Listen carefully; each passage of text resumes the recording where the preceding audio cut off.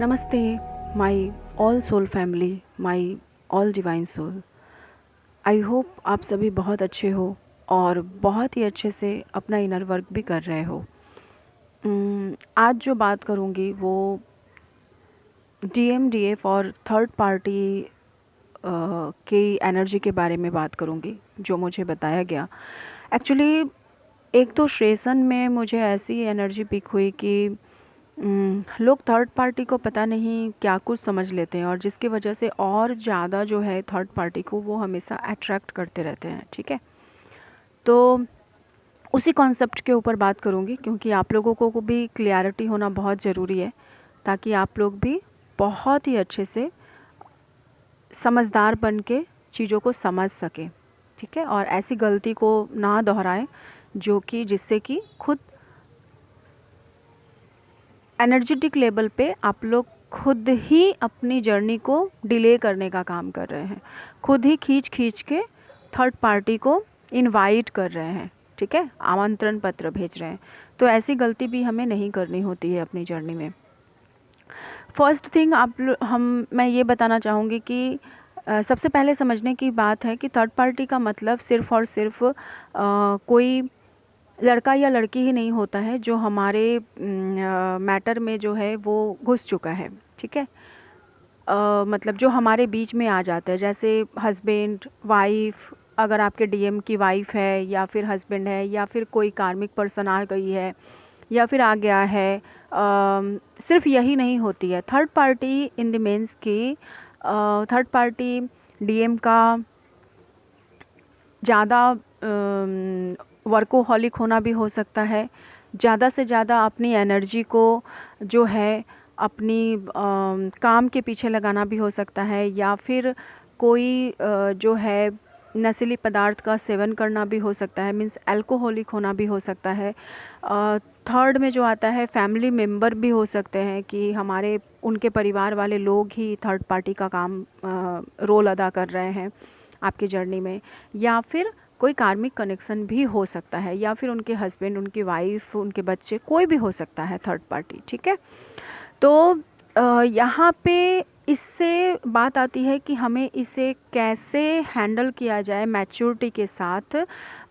Higher consciousness level पे, ताकि चीज़ें हमारे बीच में ब्लॉकेज बन के क्रिएट ना हो। ठीक है, तो सबसे पहले तो हमें ये समझने की ज़रूरत है कि जिस तरीके से आप बचपन से लेके टिल टाइम तक अपने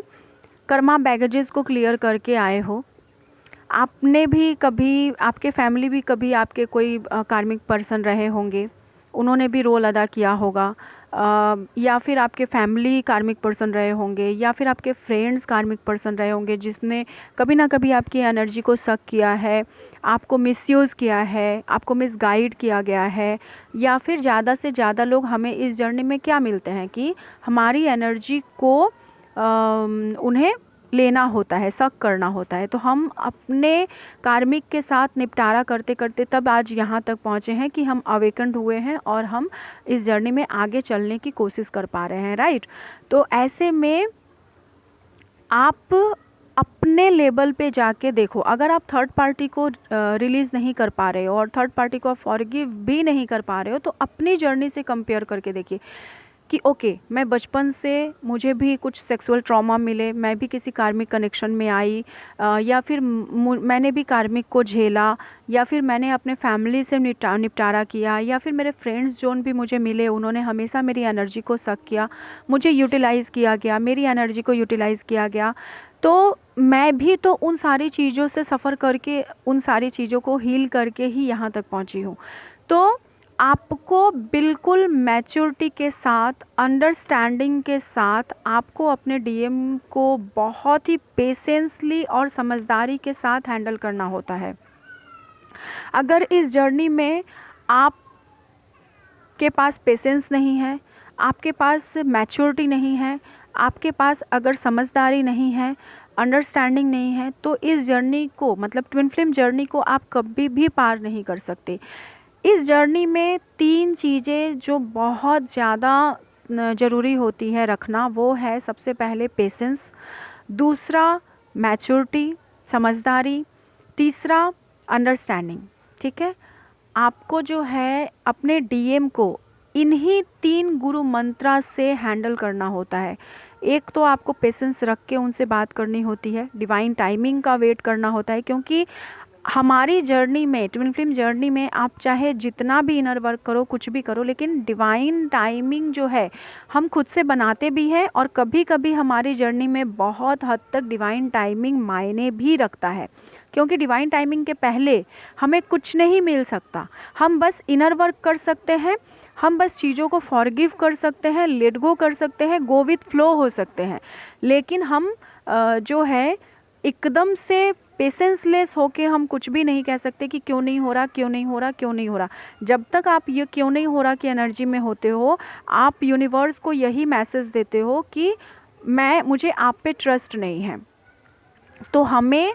जो है ये 3-4 चीज़ें जो बहुत मायने रखती है, एक तो है डिवाइन के ऊपर ट्रस्ट, खुद के ऊपर ट्रस्ट, डीएम के ऊपर ट्रस्ट। दूसरा है पेशेंस रखना। आपको डीएम चाहे जो कुछ भी करे, चाहे आपके साथ डीएम जो कुछ भी करे, अगर वो आपका ट्रू डिवाइन काउंटर पार्ट है तो, अगर वो फॉल्स है तो रिलीज़ कर दीजिए। अगर वो आपका ट्रू डिवाइन काउंटर पार्ट है तो आपको उन पे ट्रस्ट रखना होता है, उन्हें पेशेंसली हैंडल करना होता है कि ठीक है, मैं हूँ, आप आराम से आओ, मैं वेट कर रही हूँ। मतलब ना ही आपके मन में ये होना चाहिए कि मैं कहीं भागी जा रही हूँ, और ना ही आपके मन में ये होना चाहिए कि वो कहीं भागे जा रहे हैं। ठीक है, जब आपके मन में ऐसी थॉट होती है ना कि आपके डीएम जो है या आपके डीएफ जो है भागे जा रहे हैं, और तो वो चीज़ें फियर बन के आपके एनर्जी लेवल पे आपको जो है बाधाएं बन के क्रिएट होती हैं। ठीक है, तो जो मेंटल थॉट प्रोसेस आप क्रिएट करते हो, आपके सराउंडिंग में, आपके आसपास के वातावरण में, ऊर्जा लेवल पे वही ऊर्जा बार बार आपके पास रिपीटेडली आती है। ठीक है, कि आपको वही सारी चीज़ें डीएम भी दिखाएंगे, आपके घर वाले भी दिखाएंगे, और खुद यूनिवर्स भी वही चीज़ें आपको दिखाएंगे, क्योंकि वो आपकी ब्लॉकेज है, तो उस ब्लॉकेज को पार करना है। राइट, तो हमें वही चीज़ें बार बार दिखाई जाती हैं। थर्ड जो है, आप पेशेंस तो रखना ही पड़ता है, साथ ही साथ हमें बहुत मैच्योरिटी लेवल पे जाके अपने डीएम को अंडरस्टैंड करके चीज़ों को हैंडल करना होता है। मतलब आपको अपने डीएम को मैच्योरिटी दिखाना पड़ेगा। उनके सामने आप बिल्कुल भी एक बच्चे के जैसे बिहेव नहीं कर सकते हो कि चीज़ों को समझ नहीं पा रहे हो, ऐसा उन्हें नहीं दिखा सकते हो। वो चाहे आपको इतनी मैच्योरिटी दिखानी पड़ेगी, इतना समझदार बनना पड़ेगा कि उनको ऐसा फील हो कि मैं किसी भी सिचुएशन में रहूं, मैं किसी भी प्रॉब्लम में रहूं, मेरी डीएफ को अगर मैं बताता हूँ या मेरे डीएम को मैं बताता हूँ या बताती हूँ, तो वो मेरी प्रॉब्लम जो है वो सॉर्ट आउट कर सकती है। उसके पास जैसे जादू की छड़ी हो, अपनी पोटली खोलिए और उसमें से मेरे लिए कुछ सॉल्यूशन निकाल के दे दे। तो ऐसे अपने डीएम को आपको हैंडल करना पड़ता है। ठीक है, तभी वो आपके करीब खींचते हैं और आपको अपनी बातें बताने की कोशिश करते हैं। नहीं तो बहुत ऐसी बातें होती है जो नहीं बताते हैं। ठीक है, जो इसके अलावा जो चीज़ें होती हैं, जो थर्ड पार्टी की मैं बातें कर रही थी, वो इसलिए मैंने ये सारी बातों को बताया क्योंकि ये सारी बातों को सबसे पहले आपको समझने की ज़रूरत है और हील करने की ज़रूरत है। जो थर्ड पार्टी की बातें होती है, तो हम गलती कहाँ पे करते हैं कि मान लो अगर डीएम अपने कर्मा को क्लियर करने के लिए किसी के पास गए हैं, किसी कार्मिक पर्सन के पास गए हैं, तो हम एकदम से उन्हें एनर्जी देना शुरू कर देते हैं कि डीएम तो कार्मिक के पास चले गए, डीएम तो कार्मिक के पास चले गए और कर्मा क्रिएट कर लिया, अब मेरा यूनियन कैसे होगा, मेरे ऊपर क्या होगा, जर्नी और डिले हो रही है, ये हो रहा है, वो हो रहा है। आपको ऐसा करना ही नहीं है, आपको ऐसा सोचना ही नहीं है। हो सकता है आपके डीएम मैरिड हो सकता है आपके जो है वो कर्मा साइकिल में फंस गए हो, क्योंकि डीएम एक जो पार्टनर होता है ना, सिर्फ डीएम ही की मैं बात नहीं करूँगी, ज़्यादातर डीएम ही जो है वो इधर उधर जो है मल्टीपल अफेयर्स में जाते हैं, क्योंकि एक पार्टनर हमेशा अपने सोल को सर्च करने का काम करता है, अपने अदर हार्ट को सर्च करने का काम करता है। तो आपने अगर अपना कर्मा कहीं ना कहीं क्लियर किया है तो डीएम को भी अपना कर्मा अपने हिसाब से उन्हें क्लियर करने दीजिए। ऐसे में अगर वो थर्ड पार्टी के पास जा भी रहे हैं तो आपको वो एनर्जी थर्ड पार्टी को देना ही नहीं है कि थर्ड पार्टी है, यही समझना है कि मेरे डीएम मेरे ही हैं। आपको यही यूनिवर्स को मैसेज देना है और यही खुद को भी हर वक्त मैसेज देना है कि मेरे डीएम मेरे ही हैं और वो मेरे पास ही मेरा बनकर ही उन्हें रहना है और मेरे पास ही आना है, वो कहीं जा ही नहीं सकते हैं। जब आप थर्ड पार्टी को कुछ नहीं समझना शुरू कर देते हो ना, जब उन्हें इम्पोर्टेंस देना बंद कर देते हो, एनर्जी लेवल पे उन्हें कर्सेस देना बंद कर देते हो और उनके लिए आपके मन में जब कोई फियर नहीं रह जाती है, जब आप उन्हें भी as a human being respect करना शुरू कर देते हो थर्ड पार्टी को, तब जो है एनर्जेटिक लेवल पे जो है चीज़ें घटित होना शुरू होती है और जो भी कर्मा का जो एक कर्मा क्रिएट हुआ रहता है आपके डीएम आपके साथ थर्ड पार्टी का या फिर कार्मिक पर्सन का,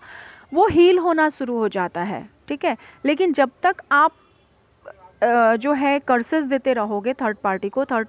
पार्टी करते रहोगे और फियर रखोगे, तब तक चीज़ें कभी भी हैंडल नहीं होती है।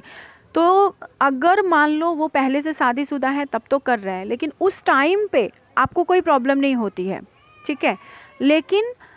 अगर मान लो आपके साथ रिलेशनशिप में आकर, अगर मान लो आप लोग एक दूसरे के साथ रिलेशनशिप में आ गए हैं, डीएम बहुत बार झूठ भी बोलते हैं कि हाँ मेरी वाइफ मेरे साथ नहीं रहती है या फिर मैं शादीशुदा नहीं हूँ, मैं मैरिड नहीं हूँ। ठीक है,